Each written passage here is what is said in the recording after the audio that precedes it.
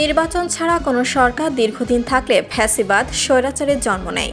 বিএনপির চেয়ারপারসন উপদেষ্টা আব্দুস সালাম। নাটোরের প্রতিবেদকের পাঠানো তথ্যছবিতে বিস্তারিত।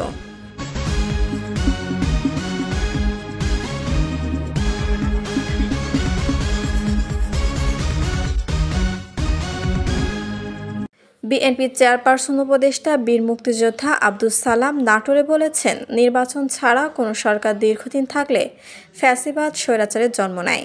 বিএনপি জনগণের গণতান্ত্রিক ভোটের অধিকার প্রতিষ্ঠার জন্য দীর্ঘদিন ধরে আন্দোলন সংগ্রাম করে আসছে।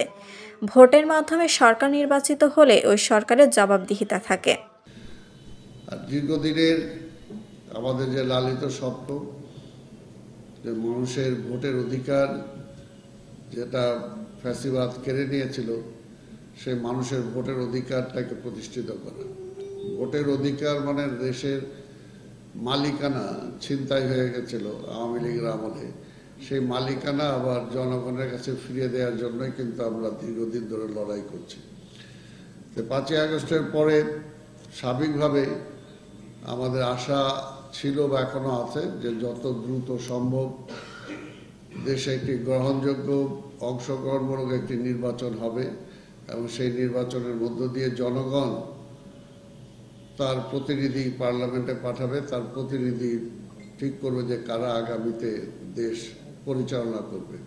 রবিবার 20 এপ্রিল সকাল 11টায় নাটোরের একটি রেস্তোরাঁয় জেলা বিএনপি ও এর অঙ্গ সংগঠনের আয়োজনে পর্যালোচনা সভায় প্রধান অতিথির বক্তব্যে এসব কথা বলেন তিনি।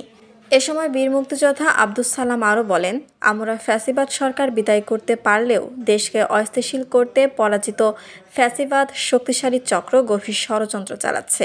আমরা গত 5ই আগস্টে বিদায় করতে সক্ষম হয়েছি, যদিও ফ্যাসিবাদ পুরোপুরি বিদায় হয়নি এখনো, কিন্তু ফ্যাসিবাদের মাথাকে আমরা বিদায় করতে সক্ষম হয়েছি। নির্বাচন দিতে দেরি হলে এ চক্র আরও বেশি সক্রিয় হয়ে উঠবে।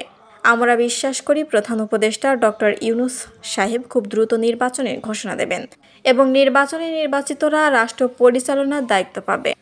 ভোটের অধিকার দেয়নি বলে একসময় আমাদেরকে যুদ্ধ করে দেশ স্বাধীন করতে হয়েছে, কিন্তু স্বাধীনতার এতগুলো বছর পরেও আজকে সেই ভোটের অধিকারের জন্যই আমাদেরকে আবার লড়াই করতে হচ্ছে।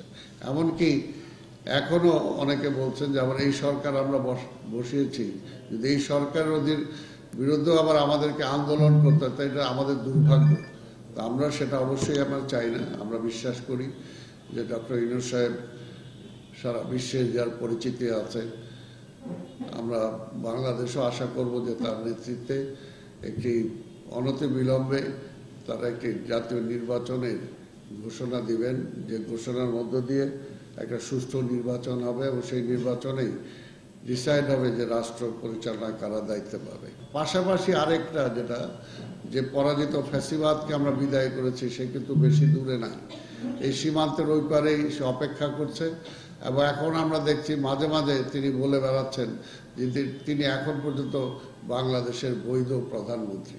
তো সেই যে ষড়যন্ত্র, এই ষড়যন্ত্রের জাল যাতে আর বিস্তার না হয় বা সুযোগ যাতে না পায়, দেশটাকে যাতে আরেকটা অস্থিরতার দিকে তারা ঠেলে দিতে না পারে, এর জন্যই আমরা চাই একটা নির্বাচনের মাধ্যমে, একটা জনগণের ম্যান্ডেটের মাধ্যমে একটি নির্বাচিত সরকার।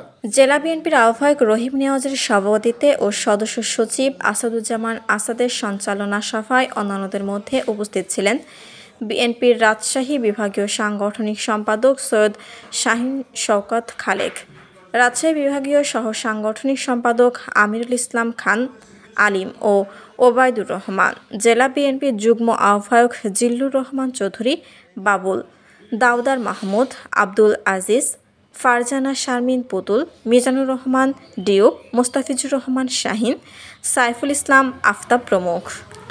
শিলা আক্তার, ডেস্ক রিপোর্ট, চ্যানেল এ নিউজ।